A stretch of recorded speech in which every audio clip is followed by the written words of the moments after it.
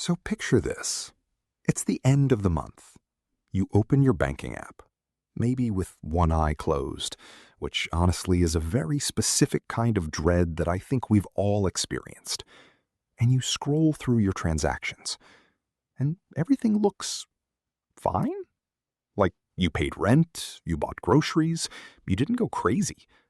But somehow there's less money than there should be.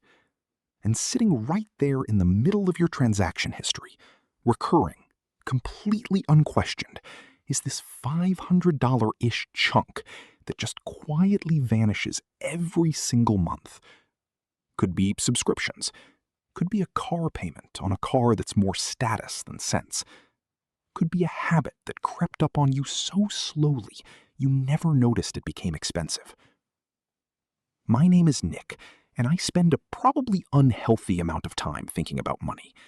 Specifically about why smart, hardworking people make one or two quiet financial decisions that end up costing them not just cash, but years of their financial life.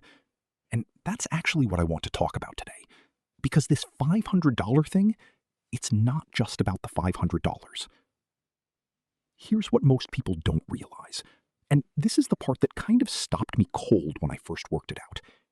That monthly $500 isn't just $6,000 a year. When you factor in what that money could have become if it had been working for you instead, we're talking about something that could genuinely reshape the trajectory of your financial future. Not in a fluffy, motivational poster kind of way. In a very real, very mathematical, and frankly